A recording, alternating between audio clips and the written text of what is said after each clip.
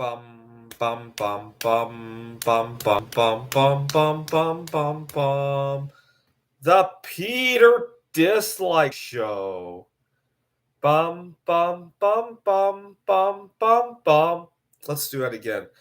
Bum bum bum bum bum bum bum bum bum bum bum bum.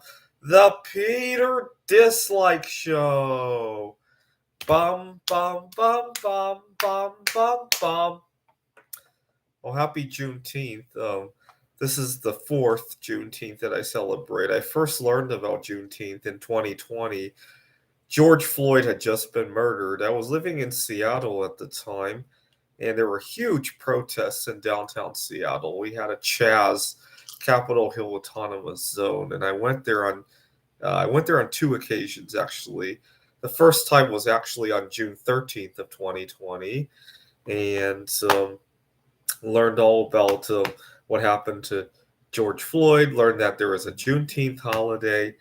When I first heard the word Juneteenth, it gave me a nice warm fuzzy feeling because in my own life, the week of the week of June something teen is actually a pretty happy time in my life. I have a lot of personal anniversaries around that time.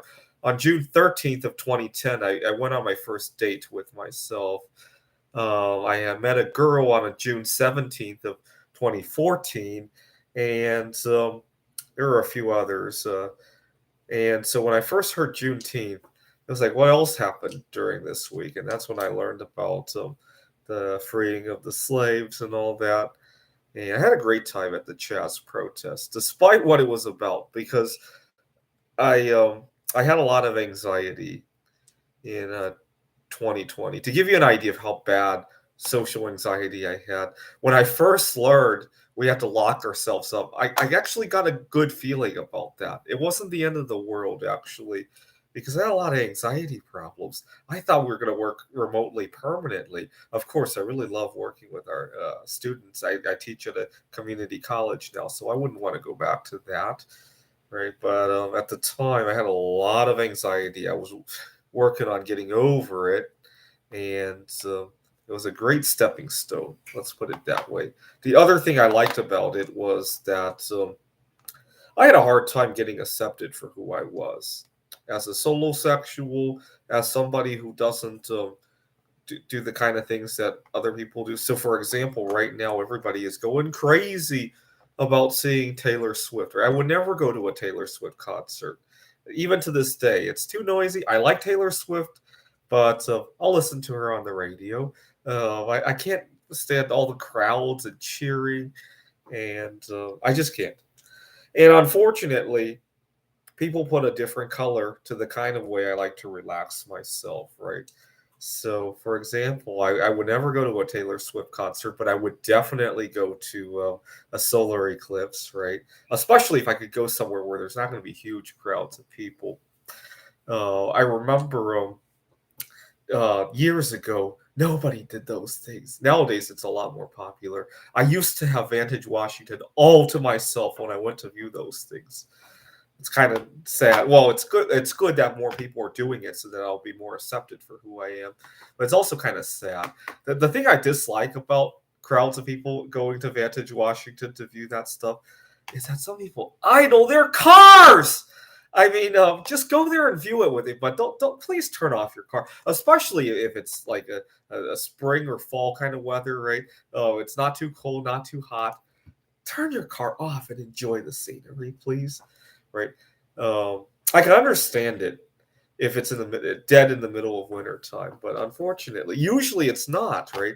Um, but people still need to idle their cars when they view that stuff. But the problem is that a lot of times at various workplaces I've been at, people don't see that as, see, let's say I go to my employer and say, I want so and so day off to go see a lunar eclipse, right? And my colleague goes, I want so and so day off to go see Taylor Swift, right? They get colored differently.